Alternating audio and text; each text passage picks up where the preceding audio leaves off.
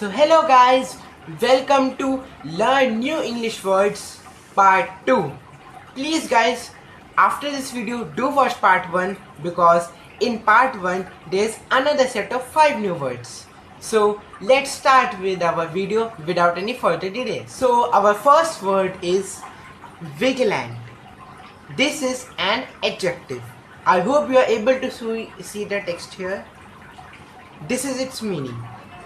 I will tell you. Its meaning is watchful and attentive. Means context देने के लिए मैं हिंदी में भी आपको बताता रहूँगा.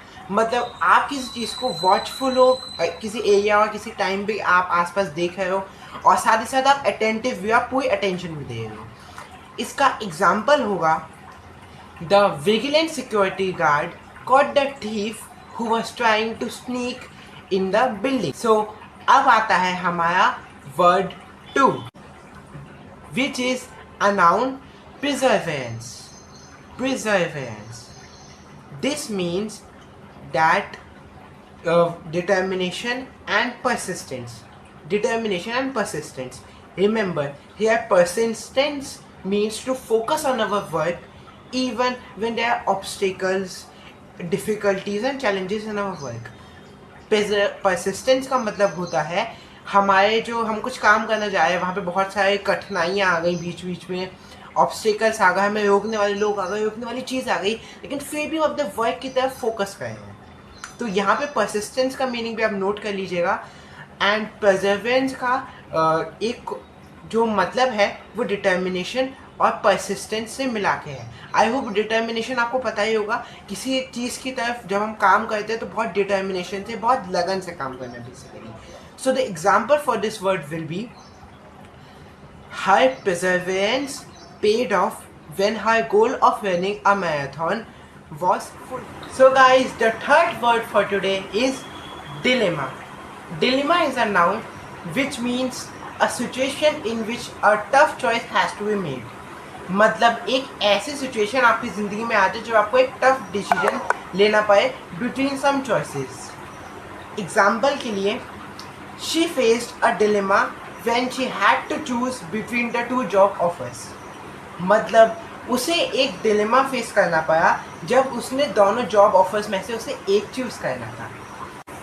The fourth word is fierce. This is an adjective. This means showing strong intensity or anger, which means that actually अगर एक सिचुएशन है जिसमें बहुत स्ट्रॉन्ग इंटेंसिटी आप शो कर रहे हो या फिर एंगर शो कर रहे हो, so in that case we can use the word fierce. The example will be the fierce storm caused widespread destruction in the coastal town. So guys, the fifth and last word for today is nostalgic. Nostalgic is an adjective. It means the feeling of sentimental feeling for the past. So guys, मैं अभी के अभी बैठे बैठे आपको nostalgic feel करा सकता हूँ. जरा इस म्यूजिक को सुनिए.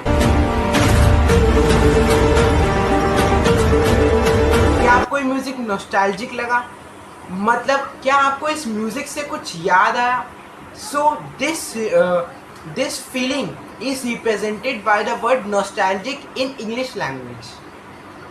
सो गाइज, अभी जो हमने एक्टिविटी काइंड ऑफ परफॉर्म की, चलिए उसी को ही हम एग्जाम्पल ले लेते हैं.